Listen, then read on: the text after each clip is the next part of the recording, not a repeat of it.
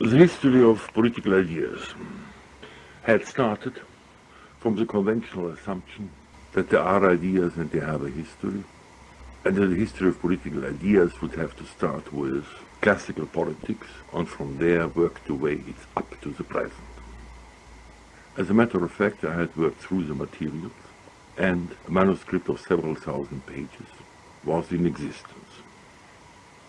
Still, the various misgivings that had arisen in the course of the work now crystallized into the understanding that the history of political ideas as such was a senseless undertaking, considering the present state of science. The ideas were a secondary conceptual development, beginning with the Stoics, intensified in the High Middle Ages, and radically developed since the 18th century. The problem is the transformation of symbols which express experiences into concepts which are assumed to refer to a reality other than the experience. And this reality other than the experience does not exist. The construction of ideas is a deformation of symbols and the experiences which they express. The points at which the misgivings arose were obvious. In the first place, there is no continuity of the so-called ideas from the Greek philosophers of the 7th to the 4th century BC, and for instance the content of Israelite prophetic and New Testament revelatory writings.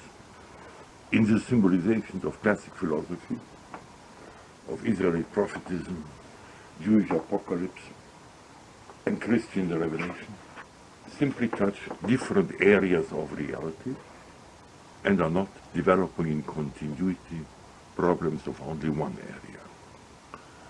Moreover, the farther one went back into the background of the conventional origin of ideas with the Greeks, the alternative symbolizations, especially the myths and the symbols of revelation, became clear as not being ideas by any stretch of imagination. An Hesiodian theogony simply is not a philosophy in the Aristotelian sense.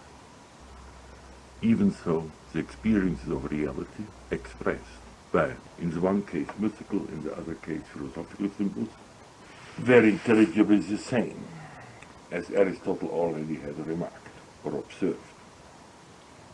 The problems were arising, which I tried to express through such concepts as compact experience of the cosmos, or primary experience of the cosmos, and the differentiations which lead to the truth of existence in the Hellenic classic, the Israelite, and the early Christian sense. In order to characterize the decisive incision in the history of consciousness, I used at the time the term, in quotation marks, leap in being, taking the term leap from Kierkegaard's Sprung. The focus of interest moved from ideas to the experiences of reality, which engendered symbols for their articulation. That is not to say that the problem of ideas now simply disappeared. Of course it was very much present, but I only gradually found out what it is. Some important observations, which grew in clarity over the years, were the understanding that the transformation of experiences symbolized into doctrines concerning non-existent objects presupposed a deformation of existence in the sense that the contact with the reality of the experiences was lost, and the use of the language symbols engendered by the original experiences became a more or less empty game. Some of the most obvious things about this deformation I discovered rather late, only in the 1950s and 60s.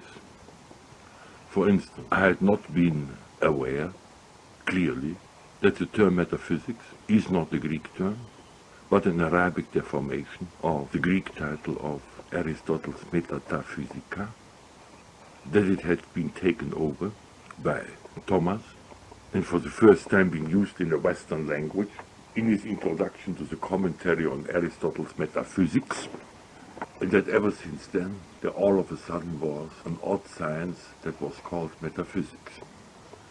The not quite unjustified criticism of such doctrinal metaphysics in the Enlightenment and the period of early positivism did not touch the problems of philosophy as represented by the Greek philosophers, but that was not known at the time and is still little known today because the cliché metaphysics has become the magic word by which one can throw out all philosophical exploration of reality. I had to give up the conception of ideas as ultimate objects of history and to establish the experience of reality, personal, social, historical, cosmic, as the reality to be explored, and one could explore these experiences only by exploring their articulation through symbols.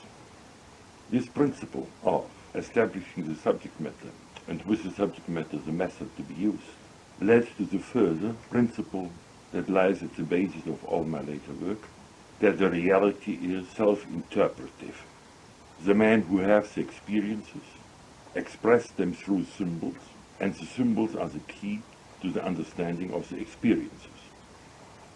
There is no sense in pretending that the Egyptian priests who wrote Theology of Memphis, or the Mesopotamian priests who developed the Sumerian king list, were enlightened ideologists of the 18th century and had no other programs than a Voltaire or a Comte or a Hegel. What is experienced as reality? Answer: advance in the differentiation of experiences is the substance of history. The work on the history of political ideas had not been done in vain because it familiarized myself with the historical materials. But now the reorganization of these materials under the aspect of experience and symbolization became necessary. Hence I gave up the plan of a history of political ideas and started my work on order and history. At the time, the story had to begin with the Mesopotamian and Egyptian empires and the cosmological symbolization of personal and social order. From this background of the cosmological imperial symbolism came the breakthrough into the Israelite revelation, and not in continuity with it, but at a rather late date in this Near Eastern development, occurred parallel the outbreak of noetic thinking through the Greek philosophers. The study of the Near Eastern and Israelite experiences down to the period of Christ filled the first volume of Order and History. The evolution of the corresponding Greek experiences from the cosmological origins to the noetic differentiation filled the volumes 2 and 3.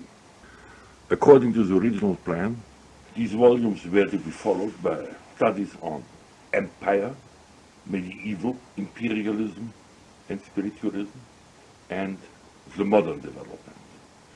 That plan, however, proved unrealizable. Considerable parts of it were in fact written, but they always broke down on the question of volume. I always ran into the problem that in order to arrive at theoretical formulations, I had to present first the materials on which the theoretical formulation had to be based as an analytic result. If I went through with that program, the sequel to the first 3 volumes would have been not another 3 volumes as planned, but perhaps 6 or 7 volumes more. The cause of the difficulty, as I just explained, was that the general public was unfamiliar with the materials, which led to certain theoretical insights, so that the theoretical insights could not be presented without the materials. Over the years, I made therefore a number of special studies on certain problems of early Christianity, of the mythospeculative form of historiogenesis, on the transition from historiogenetic speculation into historiography, on the problem of the ecumene as developed by Herodotus and Polybius and by the Chinese historians, on certain modern theoretical problems, such as the engagement in an act of sorcery by Hegel in the construction of his system, and so forth.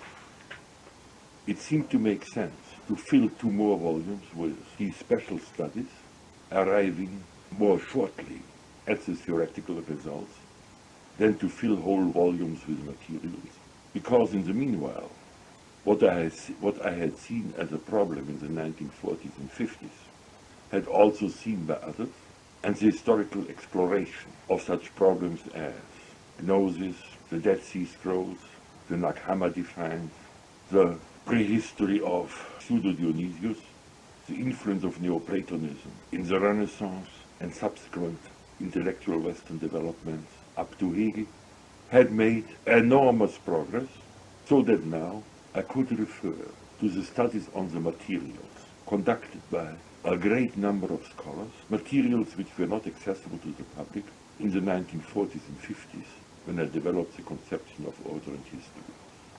To stress the development just mentioned, because it could not be foreseen at the time when I started on my work. We are living today in a period of the advancement of the historical sciences and philosophical science that hardly has a parallel in the history of mankind. The fact that these enormous developments become accessible to the public through enterprising publishers rather than through a college personnel charged with the education of the young, that is, at a moderate estimate 50 years behind the times, is one of the peculiarities in the contemporary structure of Western society. As a matter of fact, a number of theoretical assumptions from which I had started when I began to write Order and History had become obsolete through this rapid development of the historical sciences, especially regarding prehistory and archaeology. When I wrote the first volume of Order and History, my horizon was still limited by the Near Eastern empires. I identified the cosmological symbolism which I found there with the imperial symbolism of Mesopotamia and Egypt. On the basis of the new expansion of our prehistoric and archaeological knowledge, I can now say that practically all of the symbols which appear in the ancient Near East have a prehistory reaching through the Neolithicum back into the Paleolithicum for something like 20 or 30,000 years before the Near Eastern empires. The present theoretical problem would be to disengage the problem of cosmological symbolism from the problem of imperial symbolism, to deal with cosmological symbolisms on the tribal level on which they were developed back in the Stone Age, and then to analyze the differentiations introduced by the foundation of empires, as for instance in Egypt. I have collected the materials for this purpose, and I hope to publish my findings sometime in the future. Another great advance in science that had been in the making for many decades has more recently found its decisive support through the revision of the radiocarbon dates, beginning in 1966. The conception of a unilinear history that had already been quite shaky if one considered the chronological parallel developments in the Near East, in China, in India, and in Hellas, now definitely breaks down when the temple cultures of Malta, for instance, can be dated substantial periods of time before the Pyramid Age in Egypt.